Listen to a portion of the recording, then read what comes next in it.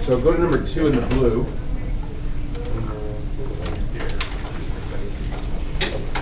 Okay, number 2 is not a new idea. It's simply a problem that if you had your calculator, you already know how to solve it.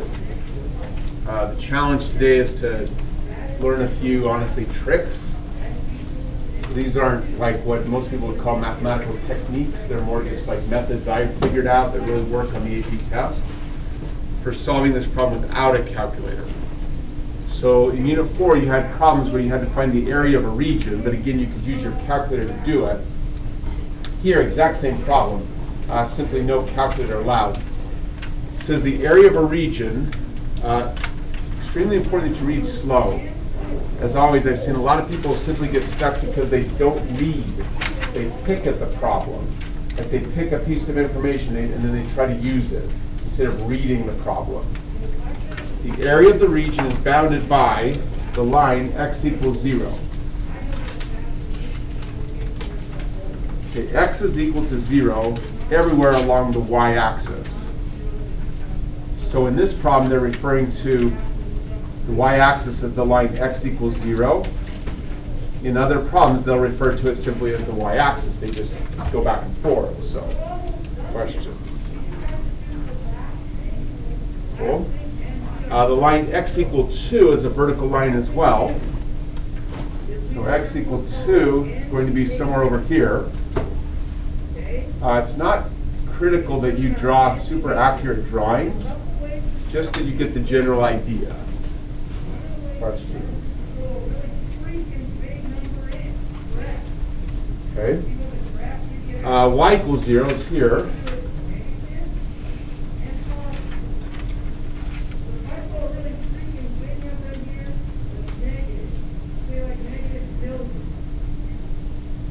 And the curve y equal e raised to the x over 2. There is a fact that we've talked about before. You need to make sure you keep this memorized. It gets used a lot on the AP test. E raised to any exponent will always be a positive value. So it does not matter the exponent. E raised to a exponent is always going to be some positive number. Make sure you have that memorized. Make sure you recognize it. Questions?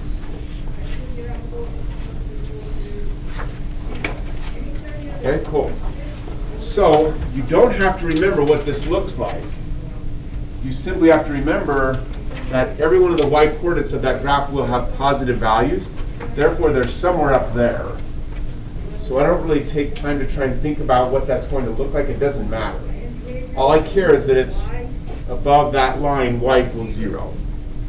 Question. Cool.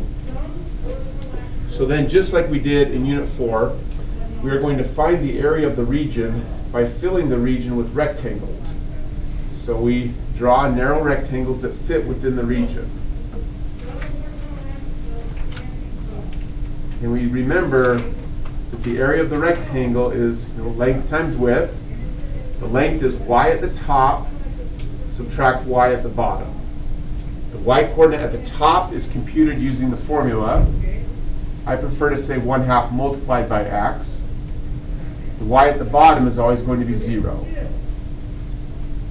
So that's a formula for finding the length of any rectangle.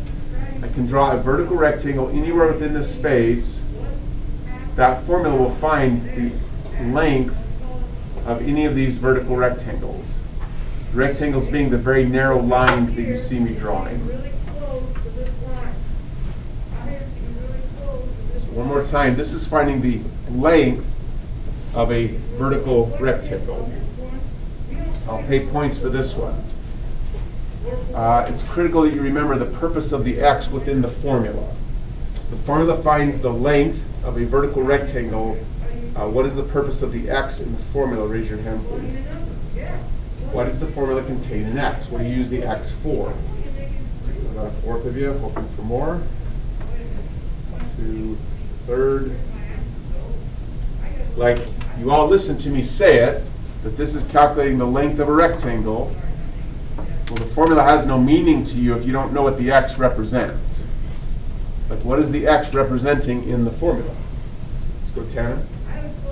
It's like where the rectangle is. It's that simple. It's simply the location of the rectangle. Each of these rectangles is located at a different x coordinate. You specify the x coordinate, plug that x into the formula, and you're finding the length of one specific rectangle. If you knew it before you said it. 2 points, 3 for 10. Question. Anybody else? Okay, so now I have a formula for the length. To find the area of a rectangle, I simply multiply that by dx. So now I have a formula for calculating the area of one rectangle. I want the formula for calculating the area of a whole bunch of rectangles. So all I have to do now is perform this formula, this computation, many, many times for many different x's. Questions? What does the minus 0 do on the formula e to the half of x? Gotcha. So the minus 0 actually has no effect because it's just subtracting 0.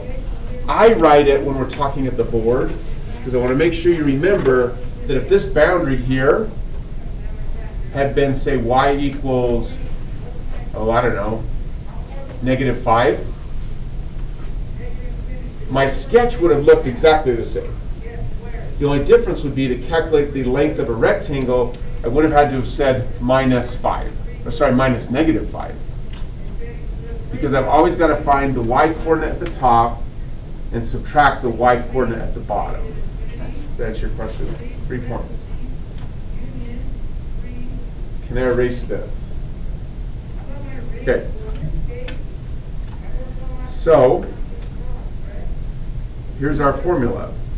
We've got e, 1/2 x.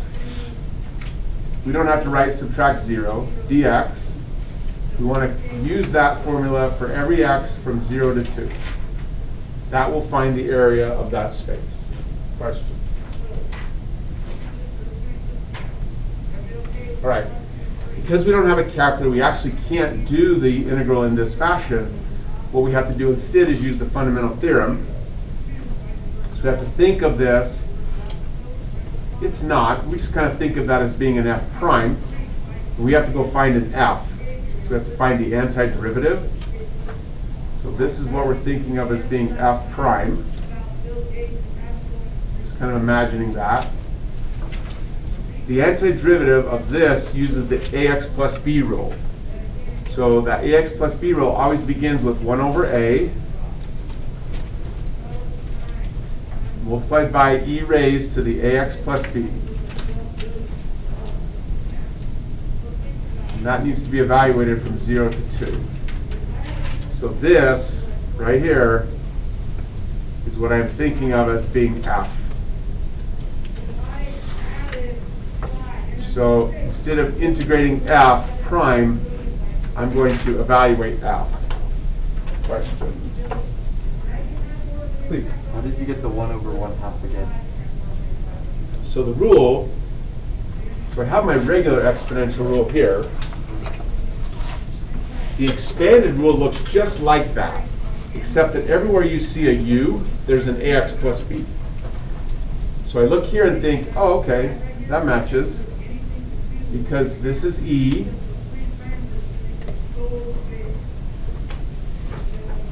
So here's e raised to the a x plus 0.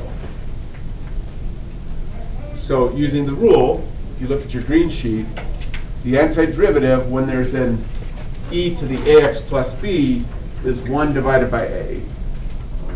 Do you see it? I did, yeah. 2 points for David. Questions? And all of the expanded rules begin with 1/a. Cool. All that's left to do is plug everything in. Dividing by 1/2 is the same as multiplying by 2. So it's easier to write this as, pull this out of the way,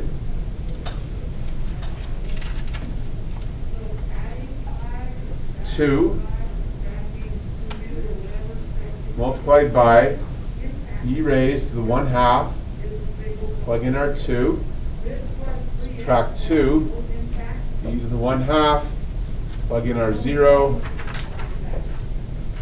This becomes e to the first, which is just e. This becomes e to the 0, which is just 1. That's it. They factored out the 2. Questions about anything?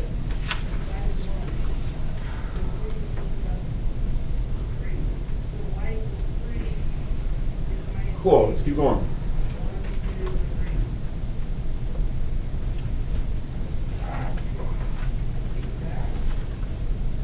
Okay, number 3. They're asking us to find area again, but now the way the boundaries of the area or the way the boundaries of the region are described is a bit different. On number 2, they gave 4 separate descriptions of the boundaries. They had 4 separate descriptions of the boundaries of the region. On number 3, there are only 2 descriptions of the boundaries.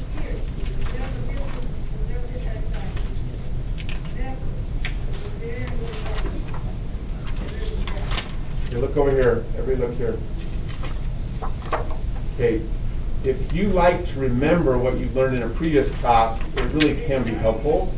I've always struggled to do that. Like I just can't retain in memory something I used a year and a half ago and haven't used since. So I've come up with a trick that has never failed me on the AP test. I say if I have 2 curves and they somehow form a region, that means those curves must intersect. And so my first task is to find how they intersect. So I pay no attention to what this thing's going to look like.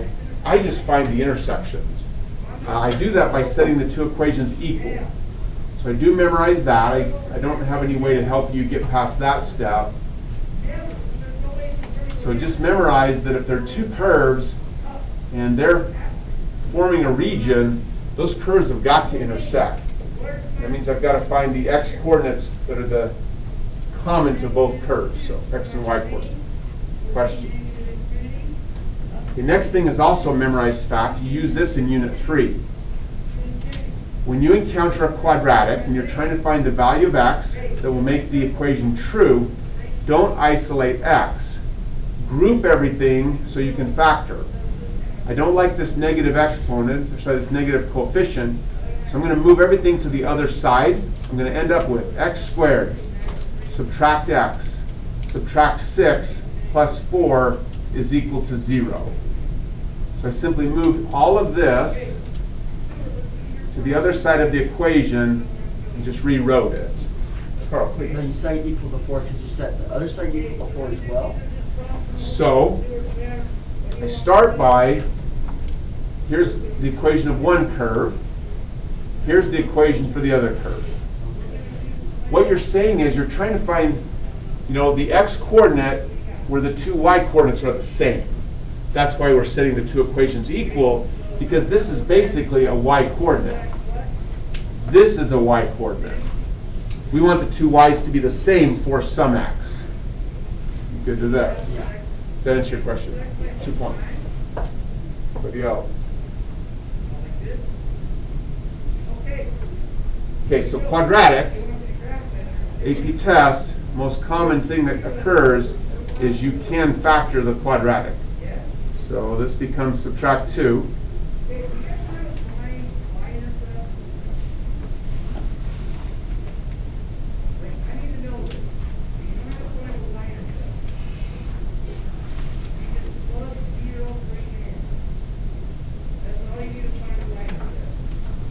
Questions?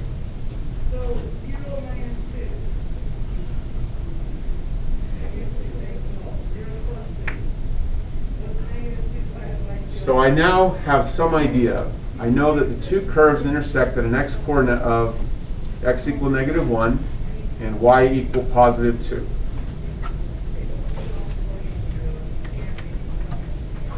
I still don't really care what the curves look like.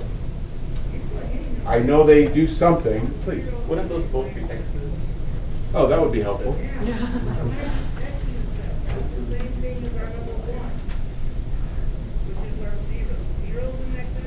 That was embarrassing. Well done. Anybody else notice another catastrophic flaw on the board?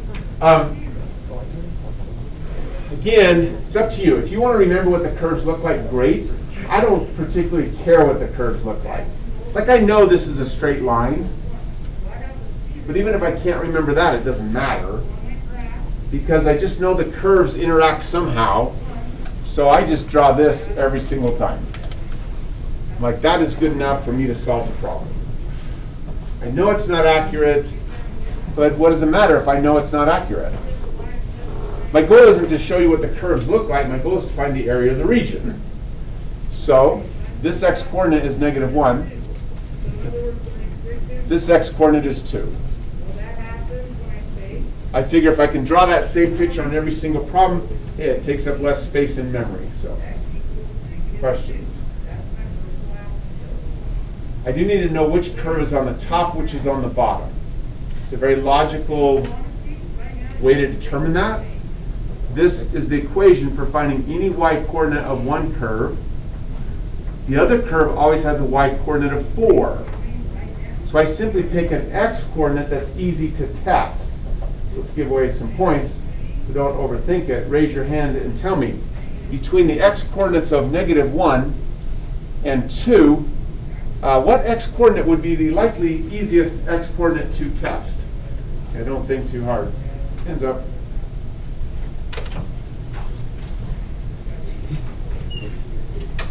Let's go, Jackson. 0. Yeah, I'd vote 0. 0 is pretty easy to work with in most cases. So I come over here. If I plug a 0 into this formula for computing an x-coordinate, the y-coordinate is 6. Now I know that this is the topmost function. This is the function that is on the bottom.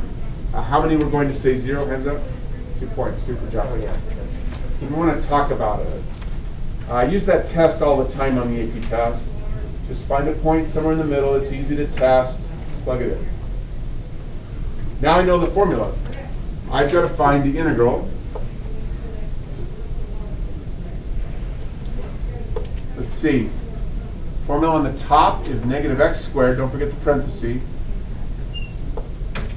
Plus x. Plus 6. Formula on the bottom would be -4 dx. And I've got to use this formula to find the area of individual rectangles, beginning at the rectangle that is at x equal -1, stopping at the rectangle that is equal to x equal 2. This will find the area of many rectangles that fill the space between the functions. Questions? Please. Should there be a parenthesis after the 6 because that's like the first function and then you're subtracting 4? Or does it not matter? So it's really common to kind of think that you need a parenthesis here and then one here. Is that what you're kind of thinking? Or, yeah, since it's 2 functions. Yeah. Not a bad idea to just kind of keep it straight in your mind that you've got 2 things subtracting. In reality, the parenthesis, like these 2 pink ones aren't needed. You've got to have these green ones because you've got to make sure that all of it gets multiplied by dx. And because there's only one term here, I don't need, I'll put those in blue, these blue parentheses. However, if there were more than one term, the blue parentheses are essential. So let me say it all again. You have to have the green. Everybody look at the board. If you don't have the green, you will lose a point on a written test. If you type it in your calculator without the green, you'll lose points too because the calculator won't compute it right. So you have to have the green. You don't have to have the pink ever. You do have to have the blue if there are more than one term here. If there's only one term, you don't have to have the blue. Does that answer your question? 2 points. Carl. So you should be able just to simplify -4 and +6, right? Uh-huh. Okay, good. Yeah, the next thing I would do, let's copy this page here. Wait for the speedy response of the board. There we go. So I would be at this juncture wanting to find the value of this integral.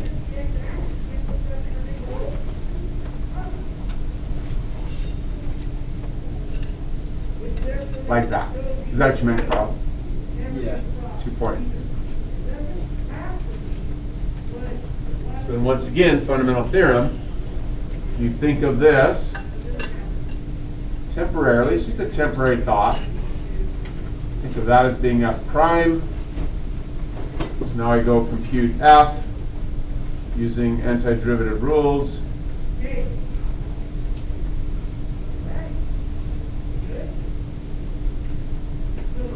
And now we must evaluate f at the two limits. Does anyone need me to give more detail there? Explain it again. Explain it differently. Please. If you factored, like we did before, that f prime, would you have gotten the same answer below in green? I'll give you a ticket for that one.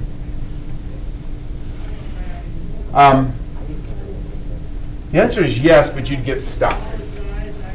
Because one of our most useful rules that's not on your rule sheet is the idea that if I'm trying to find the antiderivative of terms that add, I can find the antiderivative of each term individually.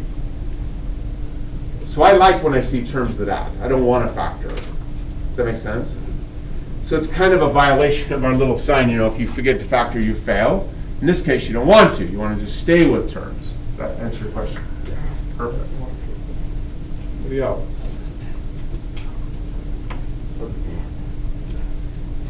Sweet. I'll let you finish that at home.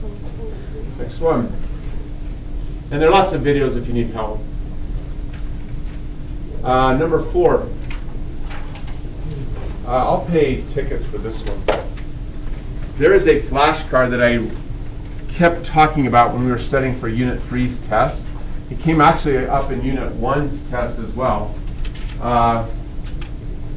When I read this problem, I think of that flashcard. It's time to pretend I'm a game show host. I have a stack of cash. If anyone happens to remember the flashcard that I'm remembering as I look at this problem, I'll pay you. Everyone's going, it was such a long time ago, and in COVID year, it feels even longer. No, I got all blank looks. It's like, what are you talking about? I got nothing, man. Nobody's even twitching. Nobody's even willing to guess. Hey, look at me. Here, I'll pay again another day. Look, the key thing to remember is this. As soon as they give a problem where they ask you to find a constant, they're trying to get you to think backwards. Don't fall into their trap of thinking backwards. Just work the problem as though it's a regular problem. Like ignore k. Ignore the fact that it equals 16. Just look at it and say, well, they're basically asking me to find an integral. I know how to do that. Try to think of what you would do normally if you knew the value of k. If you knew that k was 12, you just solve the problem and verify that it equals 16. So you always go forward. Don't try to go backwards. When I've had people try to find k, it's a disaster. Just work the problem and eventually you'll figure out k. So it's kind of a lengthy idea, but it really is crucial because they're very common on the AP test. These problems where they say find k, or find a, or b, or c, or whatever. Don't work it backwards, just go forward. So, since the ticket thing didn't work, I'll pay points. Working the problem forward, raise your hand and tell me what's my first thought. Hands up. I got to start somewhere, so what's my very first thought? Trying to work this problem. That's slightly more workable than the last one. There we go. Now we're getting something. Hopefully for a couple more. Let's go, Daniel. You follow antiderivative rules. Yeah, I do just like I've been doing all day today. I'm being asked to find an integral. And I don't have a calculator. So I'm going to think of this temporarily as f prime. It is not f prime. That's just an easy way to think of it. So raise your hand if you were thinking like I was when your hand, like who had their hand up? Show me your hands. Keep them up if you're thinking like I was and give yourself 2 points. Okay. Daniel gets 3. So, hands up again. What is the antiderivative of x to the 7th plus k? Hands up. And don't forget, k is a number like 10. So what's the antiderivative of x to the 7th plus 10? Put your hand. As always, make sure you are thinking with me. You're not just taking notes. If you're just taking notes, stay home. It sounds blunt, but it's true. Really. Like the only way you learn is to interact. Even if you're watching the video, you don't learn by watching. You learn by like interacting with the video. Hands up. What's the antiderivative of x to the 7th plus k? Get a few more. Let's go, Miles. It'd be x to the 8 over 8.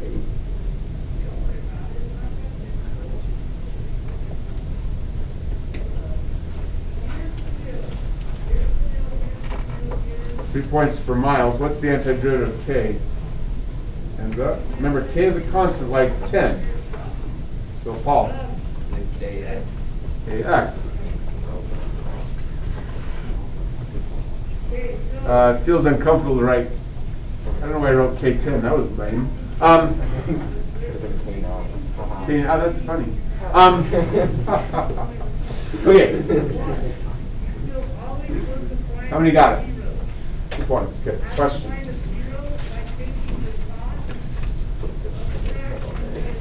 Please, Alice. Wait, I don't understand why you put the X after K. No worries.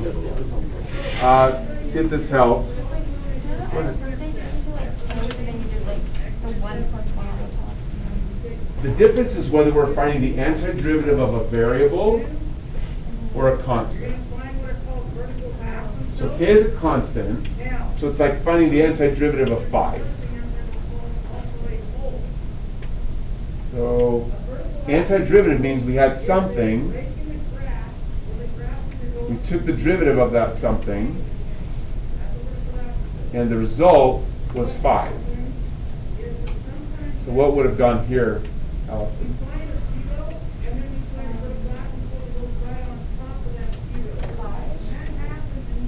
5x. Oh, yes. Is that okay? So same idea, if we're finding the antiderivative of k is some number just like 5. Does that help? Yeah. 2 points. Anybody else? Please. So k is always a constant. Are there other specific variable letters that we should think of for being constants or variables? Most of the time on the AP test, if they're not talking about acceleration, A will be a constant. B, C, D, also constants typically. With a little bit of practice, as we start doing lots of AP tests, it becomes quite natural. I've never seen a student wonder. It's normal on something like this where they don't seem to point out that K is a constant, but it becomes pretty natural. 2 points. Okay, so let's erase all of this.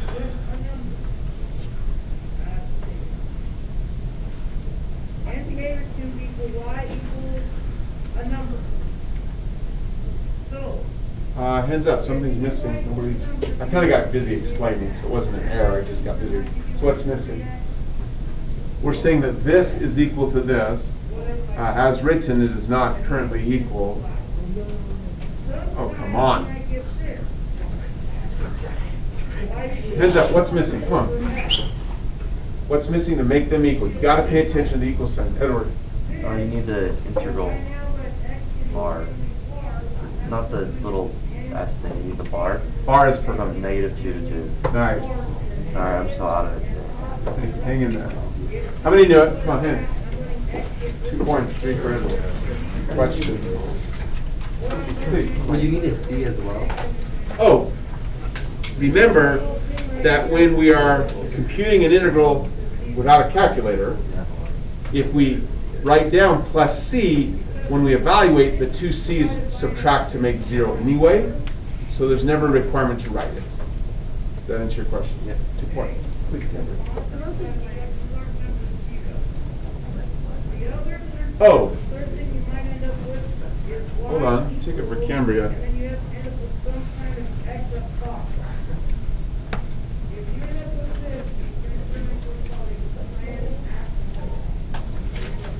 Okay, look up, please.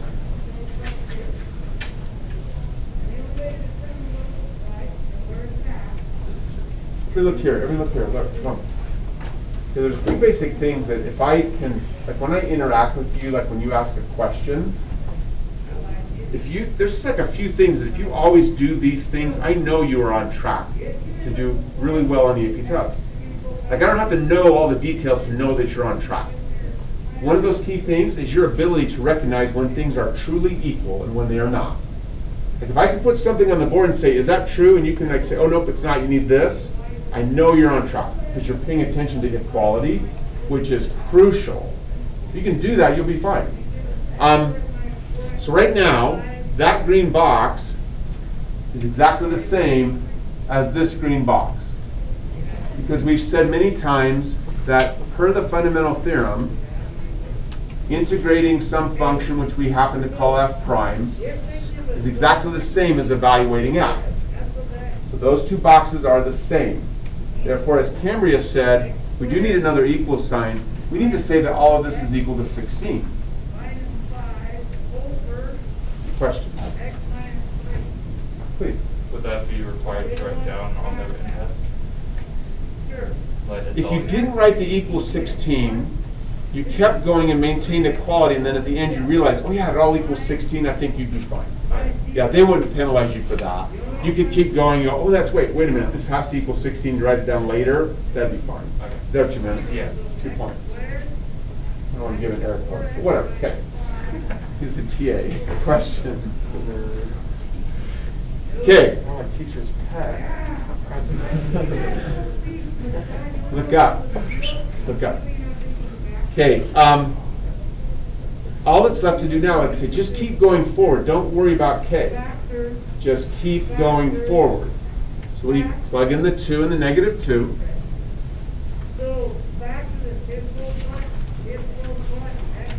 just make sure you think as you go. I don't know why I put in negative 2, sorry.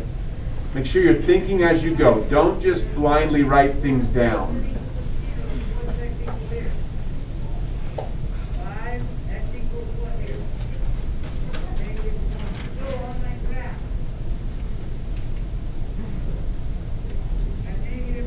Always use parentheses when replacing x. That will save mistakes. I deliberately made an error. I want to pay for those who can see the error. Ends up, it is equal here, and it should equal 16. As written, it does not equal 16. Ends up, what's my mistake? Let's go, Elizabeth. When you need the parentheses after the minus, like, There. yeah, There, and you're then okay. at the end. I really like asking that question because I really like making sure you can see where the parentheses belong. However, I get that it's hard to describe where to put them. Yeah, that happens every single time. Like, where are they going? Like, yeah. How many knew it? 2 points, 3 for Elizabeth. Question. Awesome. Just keep going. Remember this, though. I can't remember if I told you this trick or not. When you're evaluating a function with the bar, this term and this term come from the same source. Similarly, this term and this term come from the same source. So don't do things in sequence. Pay attention to things that are more common, and it saves a lot of time. Because, and again, think as you go.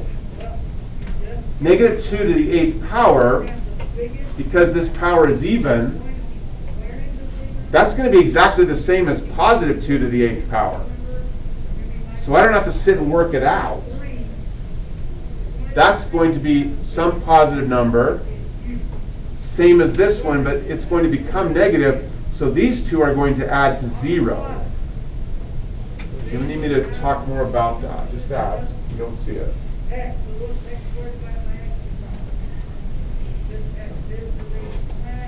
Sweet. So now I have 2k.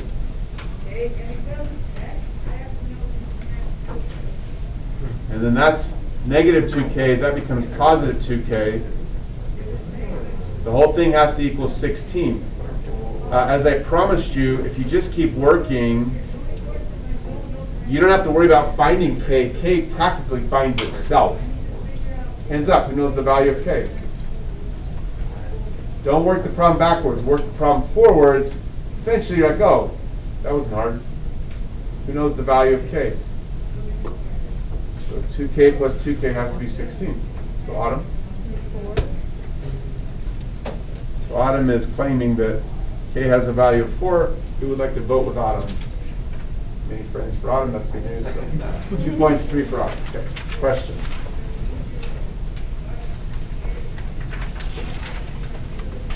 Perfect. The world just doesn't seem right now that Autumn's not sitting in counseling when I go to the office third period. But you know, No, I miss it. not the same. So I always say hi to Autumn. Questions, anyone? Sweet, next one. Keep going. I'm going to leave 5 for you to do at home. There's a video for 5, I believe, if you need it. So.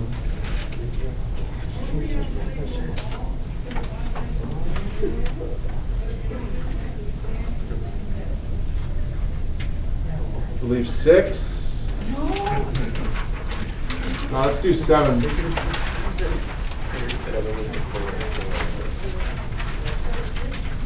So raise your hand. What's my first thought as I look at the problem?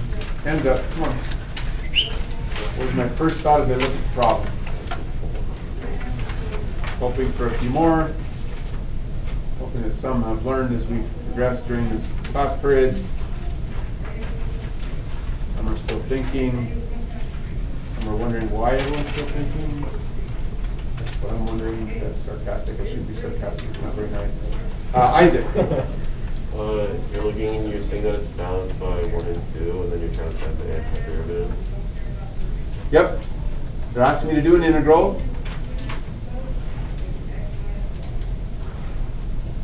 Don't have a calculator, so I temporarily think of that as being f prime. Temporarily. It's not really f prime. It's just an easy way to think of it. So I've got to go find f. I do not have a rule, so I go looking for a u substitution. I'm going to do a u substitution. Got to have 2 things that are multiplying. So, how many knew what Isaac was going to say? Hands up. 2 points, 3 for Isaac. So raise your hand again. Tell me the 2 functions that are multiplying. Let's go, Logan. X plus 1 and 1 over x squared. Or, yeah, 1 over x squared. This one's following a pattern you've seen many times in the first 3 homework assignments for this unit.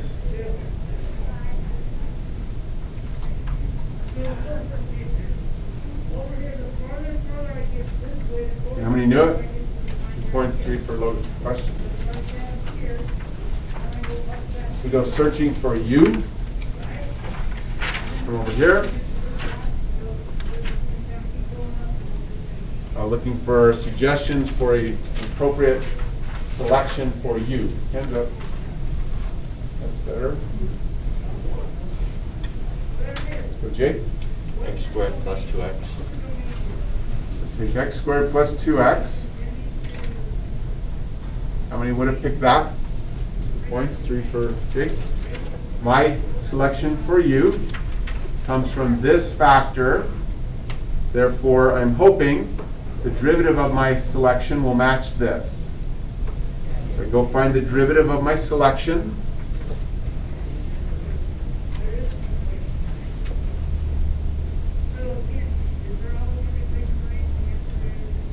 And I'm like, that will work perfectly because as long as this matches this, I know everything will work, and they do match other than they have a different multiplying constant.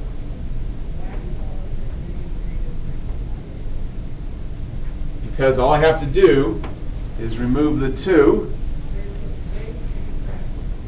Now it is a perfect match. Question.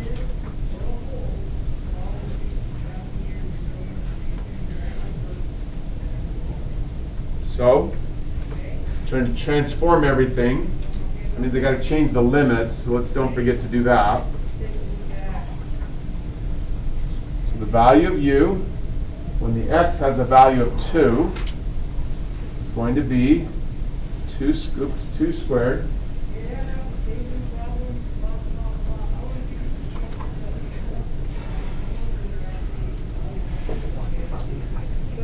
plus 2 times 2.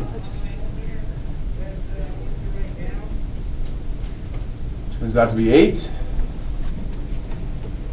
And I go find the other. That's u when x has a value of 1.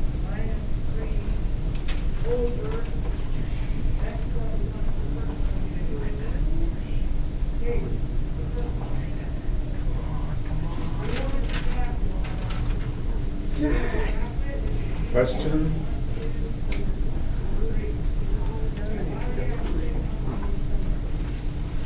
So we just keep making substitutions now. I'm going to need something here for x plus 1 dx. So do a little work here. Move the 2. So you get 1/2 du divided by dx must equal x plus 1. Now I multiply the dx across. It's 1/2 multiplied by du. It's the same thing as x plus, don't forget the parentheses. Let's pause and let you catch up and see if there's anything coming to mind that just doesn't seem right. So, please, look. Is it also valid if you just take out the 1/2 out of the integral, so just 1/2, and then the integral 8 to 3, and then 1 over 8? Are you saying like here, take out the 1/2? Yeah, and like put it on the outside. Uh-huh. Let me just write it out so everyone can see it. So here's what Logan's thinking.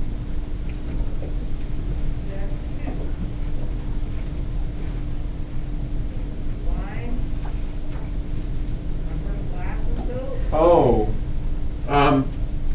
you can. It's kind of tricky because if you factor 2 from the denominator, you're going to be left with this.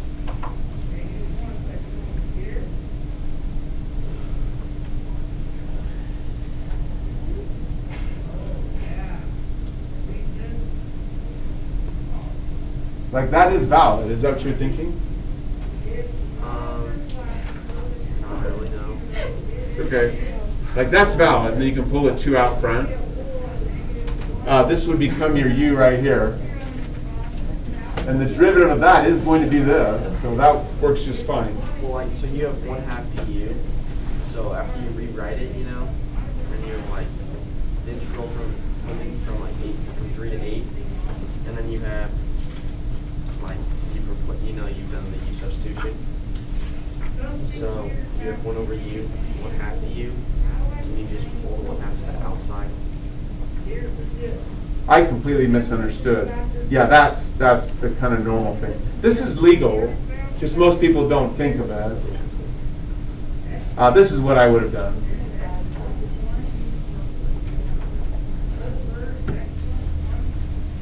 So that's what you meant. Yeah, perfect. Take it for that. For being patient with my venture off into Never Never Land. Y'all looking at me like, what are you doing? Anybody else? And then I'll let you finish this one at home.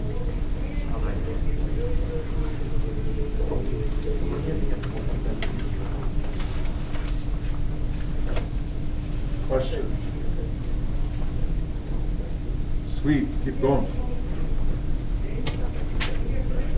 Another K one, I'll let you practice that at home.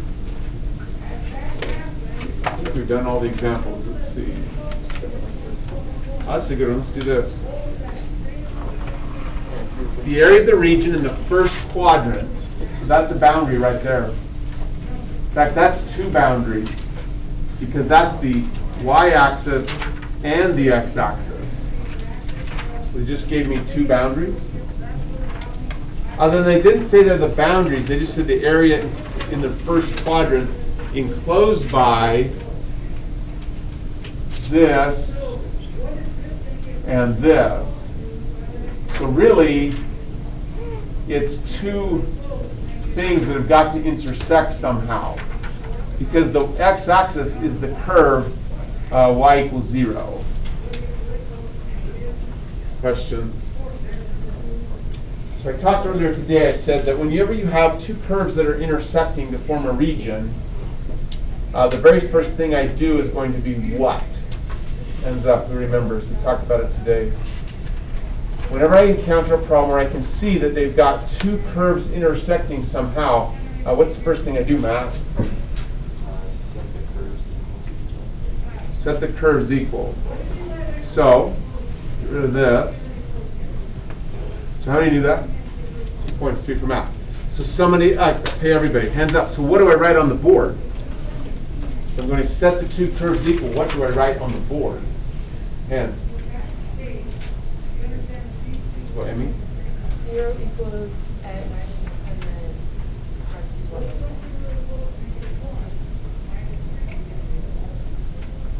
How many do it? 2 points, 3 for Emmy. Okay, don't solve for x. Just look at it. You have two factors multiplying. The result is 0. Therefore, if this factor equals 0, it won't matter the value of the second factor. So we know that one of the values of x which makes this equation true is x equaling 0. The other value is x equaling 1. Question? So now you know the curve is sitting in the first quadrant. The two curves intersect at x equals 0 and x equal 1. If I plugged in a number in between, like 1/2, and plug that number into here, I would get 1/2 for the first x, multiplied by 1, subtract 1/2. I don't need to keep going. I know that's positive. Plus, it had to be in the first quadrant. So this curve must do something like so. And I'm looking for that area. Question? Please. Do we also know that that equation's on the top because it was positive and therefore higher than the x-axis? Yes. Yeah, two clues that gave it away. One, they said, okay, so we figured out, like really, first thing, find the intersection. So we know this is x equals 0. 2 points for Zarin. We know this is x equal 1. We know the area we are looking for is in the first quadrant. And then again, at x equal 1/2, this curve has a positive y coordinate, so everything's consistent now. I feel very comfortable. Yeah. Okay, so I want to find this area, so I find it by finding the area of rectangles within. So I write down the formula. Y coordinate on the top, subtract y coordinate on the bottom, multiplied by the width of the rectangle. Perform that computation, starting at x equals 0, stopping at x equal 1. But I can't plug it in my calculator, therefore I must go looking for the antiderivative of this. You don't really need the 0.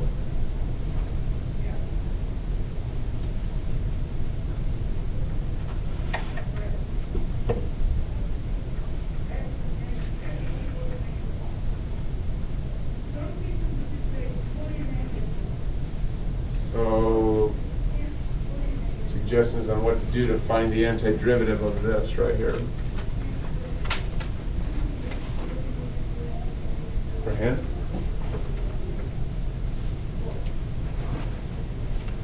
Wait a few more moments.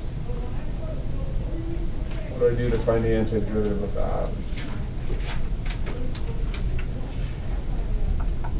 Let's go, Brindley. You like distribute the x and then use the power rule. Well done. So I do have two functions multiplying, so I guess I might have thought for a moment to think of u substitution. But the trouble is, if I choose this as u, the derivative is -1, which is not this. Vice versa doesn't work either. So I remember what we talked about last time, which is I've got to change from factors that multiply into terms that add. Brindley's idea for doing that works perfectly. When distributing, I end up with x subtract x squared. Now that I have terms that add, I can find the antiderivative of each one individually. Okay, show me your hands if you knew what Brindley was going to say. 2 points, 3 for Brindley. Questions?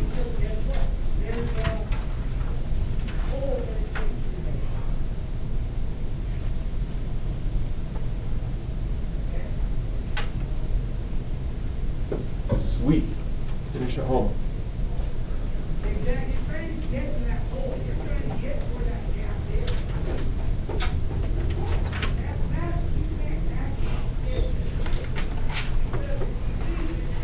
When you work this problem, let's give a hint, we won't work it.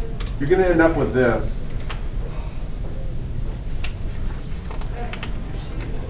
Which means you've got to find the antiderivative of this.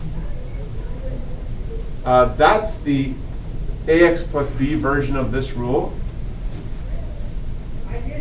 So just quick check. So please raise your hand and tell me. If I'm going to use the ax plus b version, I've got to make sure I think of what is a and what is b. So raise your hands if you can tell me what's a, what's b in this case, to get this thing to look like the ax plus b version of this rule. Hands up, what's the a and what's the b? Wait for a few more. What is the a and what's the b? We're using the ax plus b rule. What line? The a is 1, b is -1, which means when I find this antiderivative, I always start out with 1 over a. Then it's the exact same rule, just ax plus b instead of u. And then we evaluate from 3 to 4. Hands up if you knew it. 2 points, 3 for long. Question?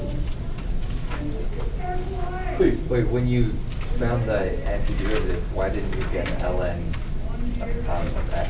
Why did you get the same formula again? I have no clue. That's a ticket-worthy. I'll give 2 for that one.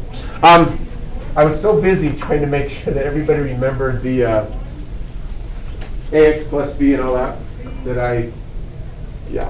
Okay. I did it wrong.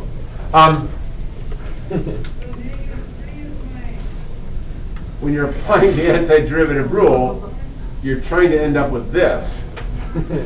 Yeah, laughter is appropriate. Yeah, pop. No, David is.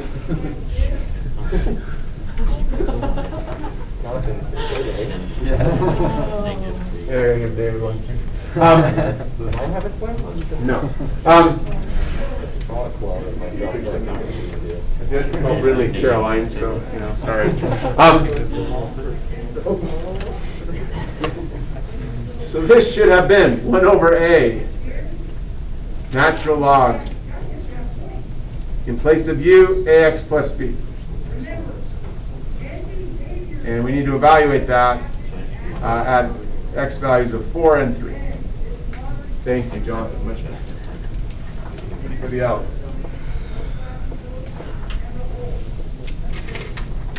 Sweet.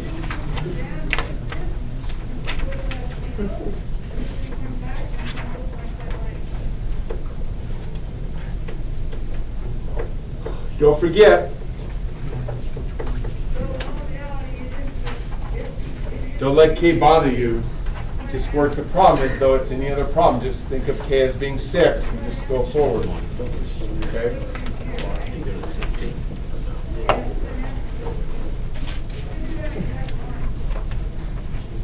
We need to look at 16.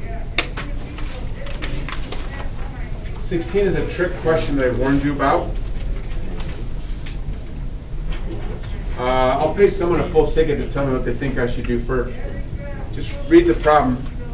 It's a trick question, like it's not written in a form that you've probably ever seen before. I'd never seen it in this form. All my years of doing all kinds of different things, I've never seen a question like that before. Ticket for someone to give a valid first step. Oh, suddenly the hands go down. I can give up first step. So we got Logan, David, Zarin. Oh, now we get Isaac. I'll pay here in a minute. Let's try Alex. Okay, this probably isn't right, but what I would think is like, what I just like start to solve it, 2x plus 1, that in parentheses, and then to the 1/2. Oh, I don't know. I'll pay for a good try, but not legal. Well, you could put it to the 1/2. Well, take that back. No, give it back. No. I misunderstood again what you meant. I think what you meant was, hey, whenever we've had a funny. Okay. Stay with me for a second. Look. Stay with me, don't leave. So her idea was good. Look, she says go 2x plus 1 to the 1/2 power, because she remembers that when we've got a root, that's what we've always done. I told you to do that. It's awesome. Somebody else, next. Darren. Read the problem. Yeah. Next. You gotta hurry, David. Replace that for you. Right, so put a U here. Yeah. Don't leave. Watch this trick. Watch this trick. Notice that answer is on the board. Kinda. Well, you need it to you though. That's it. You're out of trouble. That's not the answer. I just said that answer is on the board, kinda. It's equivalent. It's not the right answer. We have to change the limit. Gotta change the limits, gotta change the dx, right? So just do the U substitution process, you'll find the right answer. Just don't forget to change the limits. Sure.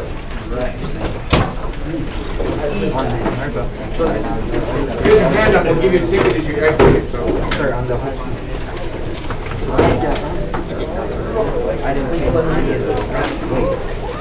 I was terribly unprepared. Oh, you did have the yellow. You got to put it right binder. I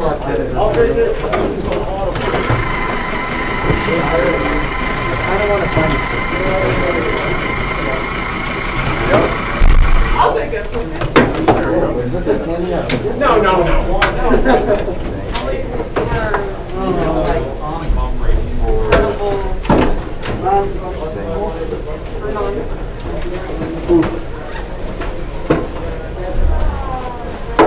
Good work, you guys.